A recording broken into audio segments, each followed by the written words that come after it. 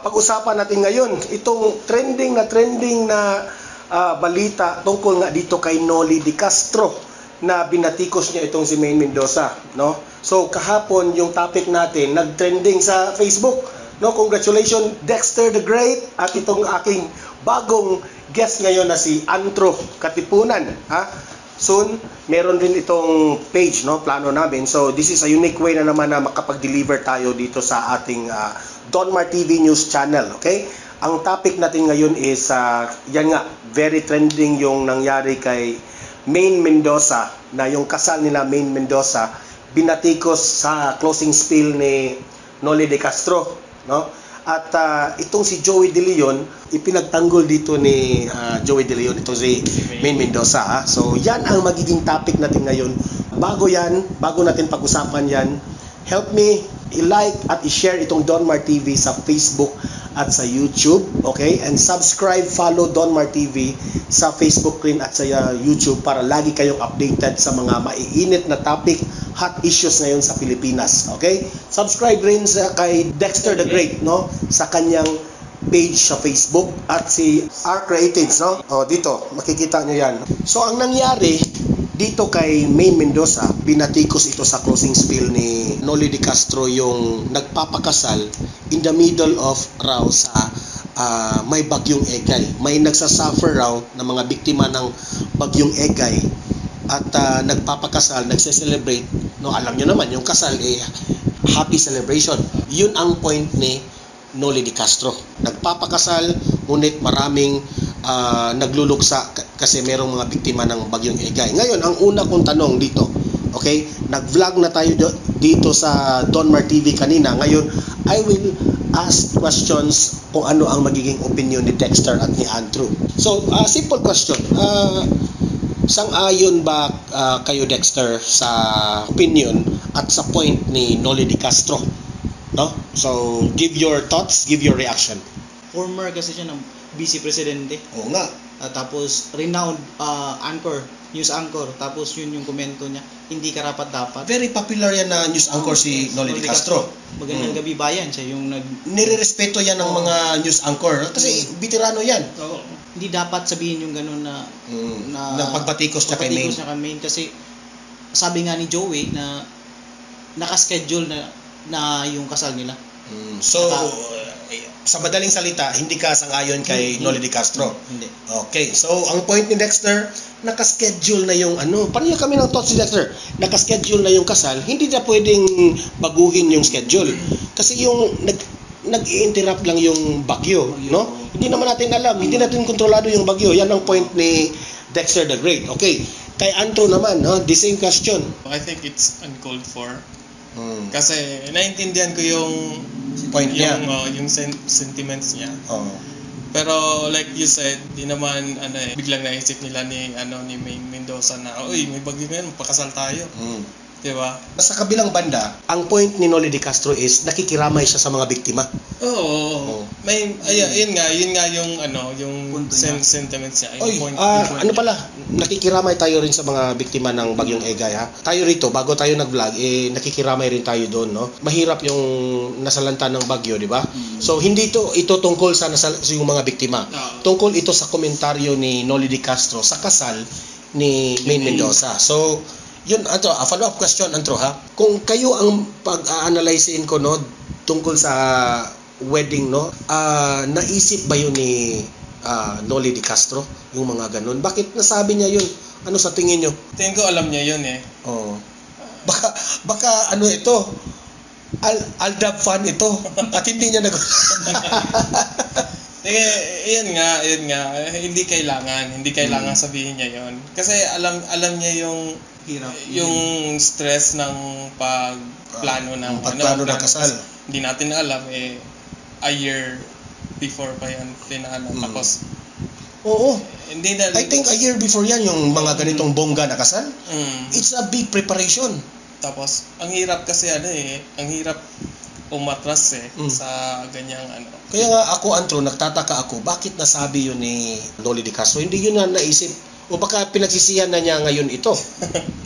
Baka nga may punto din siya na maraming natamaan sa bagyo, sa lanta. baka yun din yung iniisip niya. Oo. Pero hindi nawala na yun sa isipan yung parang isinisisi na niya si Maine Mendoza dahil sa kanyang pakikiramay sa mga nabiktima. Oo. Naintindihan ko yung sentimento talaga ni Mr. De Castro. Pero kasi sa kasalan hirap mag-schedule Tapos sa simbahan. Oo, ganyan pa kabongga yung So ibig mong sabihin hindi basta-basta i-reschedule 'yan. Kung si Maine Mendoza ay mag-a-adjust, let's give the benefit of the doubt ni Noli De Castro let's give him kung siya tama siya sa kanyang point. May paraan ba na itong si Maine Mendoza na i-reschedule yung kanya kasal dahil dyan sa bagyo? Meron, pero tingin ko mahirap. Bakit niya kailangan gawin yun? Oo nga Ayan nga they push through wedding kahit may bagyo. Maraming tao, medyo sasama yung loob. Tsaka baka meron ding mga tao na nakaschedule lang pumunta, tapos i-cancel mo, baka may mga ticket na. Yan ang point ng mga netizens. Well, what I mean is, doon sa nakita nilang kasalan, may mga tao talaga na medyo sasama yung loob. Uy, ba't sila nagsasaya? May mga naiintindihan ko yun. For sure, marami ding taong natutuwa sa especially yung mga fans, mga nag-idolo kay Maine, natutuwa yan. Siyempre, mga babae din, pride nila yan. Kasal. It's exactly. very important to them. Nagets ko yung opinion ni Dexter na meron ng mga bisita na in-invite. At alam ko, meron itong mga bisita na from abroad. Yes. No? Hindi lang Pilipinas. Naka-book na yung ticket ng eroplano. O i-reschedule. Hindi talaga pwede. No? Hindi yan inisip ni Noli De Castro. Yung mga ganun.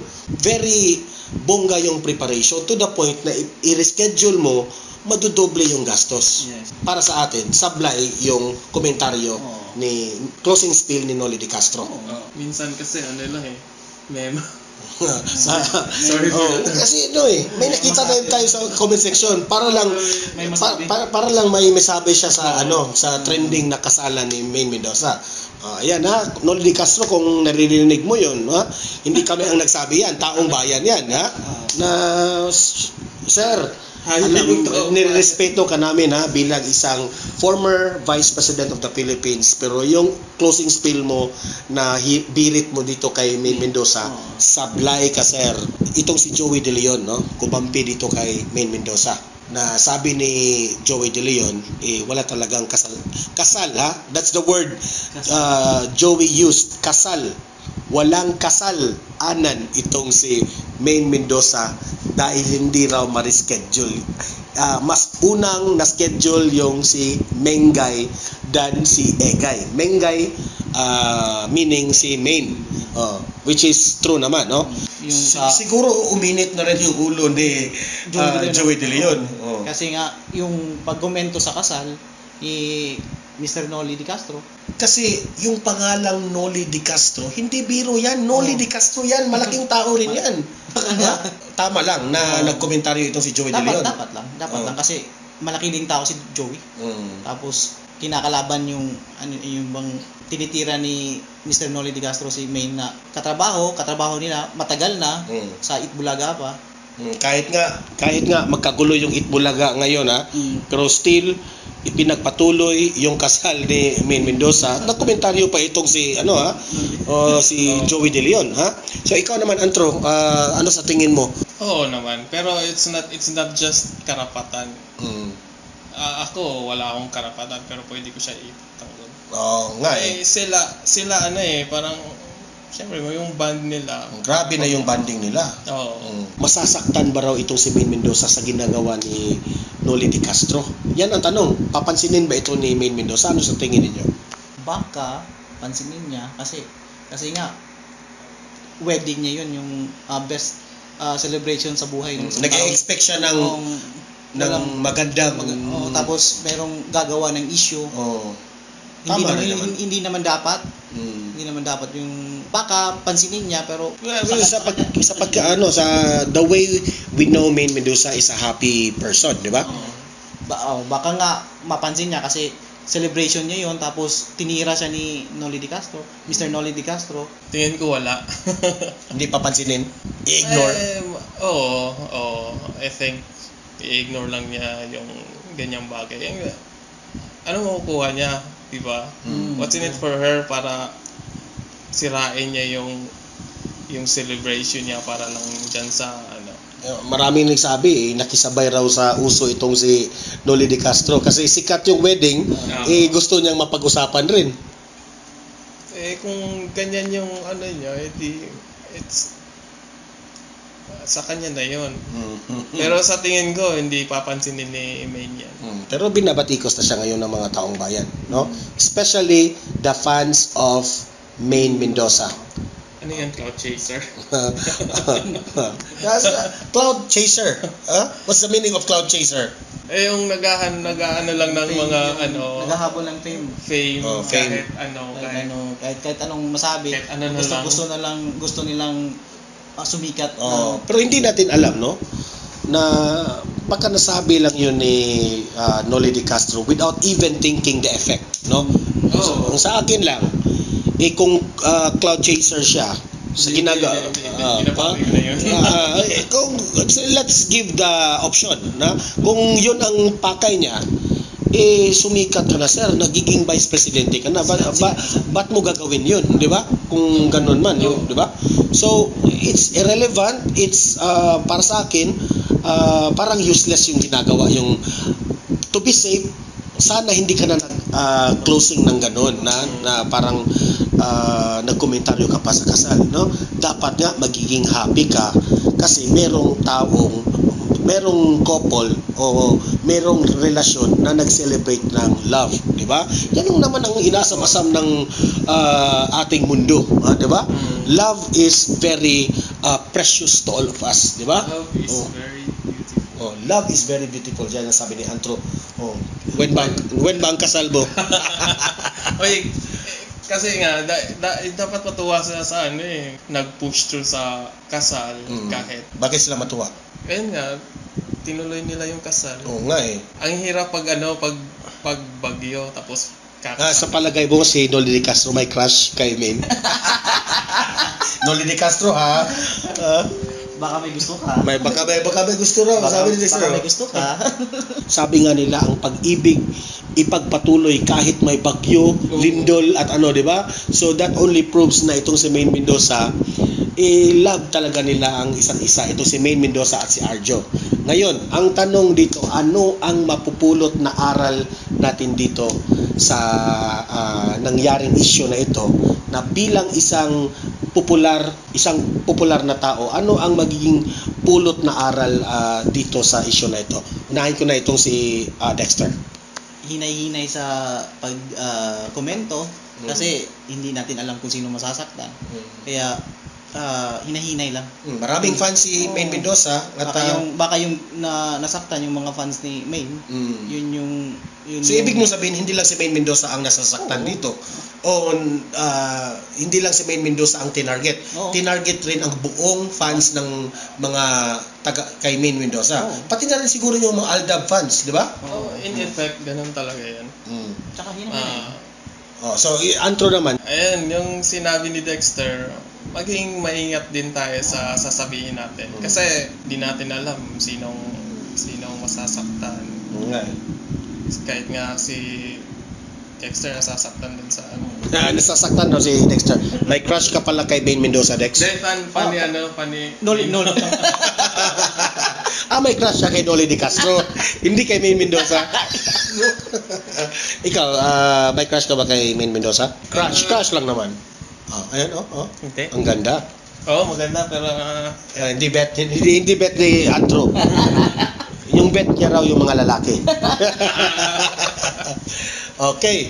So, sa akin naman, no, to conclude everything, no. So, kung meron ba tayong napupulot na aral, ang sa atin lang naman ilagay natin sa tamang konteksto yung ating banat.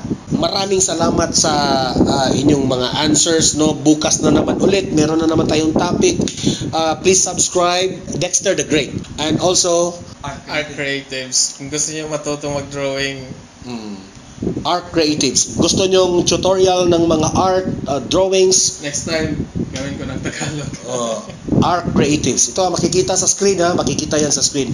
So guys, libre kayong mag-comment, mag-react tungkol sa issue na yan. Tama lang ba na ipinagtanggol ni Joey De Leon itong si Maine Mendoza laban kay Noli De Castro? Pag-usapan na natin yan sa comment section. Okay? So like and share Don Mar TV, and subscribe, follow Don Mar TV sa Facebook at sa YouTube para lagi kayong updated sa mga balita na kagaya nito. Okay? So guys, see you on our next episode of Dexter the Great, Art Creatives at Don Mar TV. God bless sa inyong lahat. God bless.